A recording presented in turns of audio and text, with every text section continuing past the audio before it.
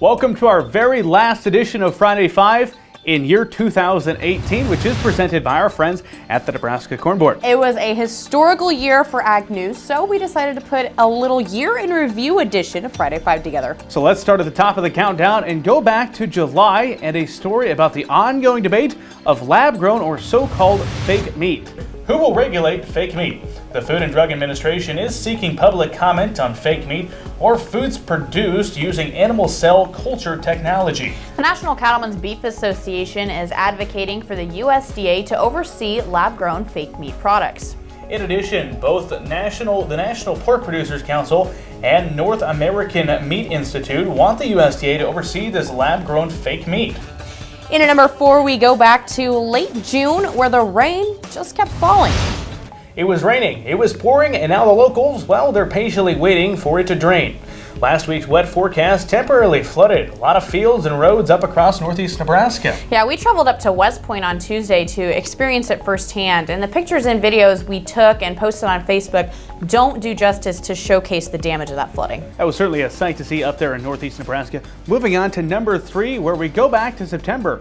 News first broke of trade aid payments. U.S. Ag Secretary Sonny Perdue launched a trade mitigation program aimed at assisting programs that are suffering from trade retaliation. Producers of certain commodities can now sign up for the market facilitation program, while USDA will also begin to purchase identified commodities under the Food Purchase and Distribution Program. Additionally, USDA is now accepting proposals for the Ag Trade Promotion Program, and that's intended to help farmers find and access new markets for their products.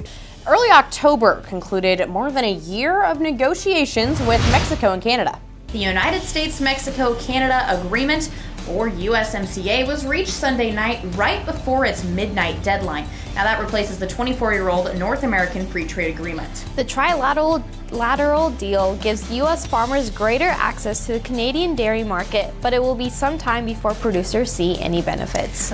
And finally, without a doubt, one of the biggest stories of the year has to do with our biggest trading partner, of course, that being China.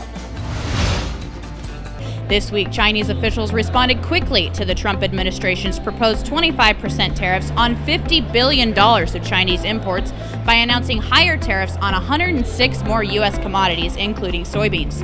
The new reciprocal tariffs will be on products including soybeans, automobiles, and chemical products, worth a total of $50 billion.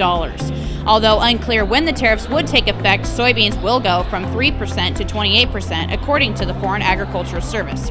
It's safe to say the program and its hosts have evolved a little bit throughout the year. Just a little bit, I would agree with that. It's hard to pick only 5 stories for an entire year, but it's been fun to look back on all the different agriculture news we've been following. It is, and that is it for our final 2018 edition of Friday 5, which is presented by the Nebraska Corn Board. Here's to the new year. We'll see you in 2019. This is Mike. Mike likes his car. Mike likes to save money. And Mike likes to breathe.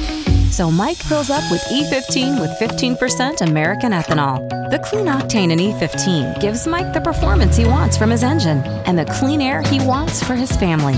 Better yet, E15 costs less at the pump.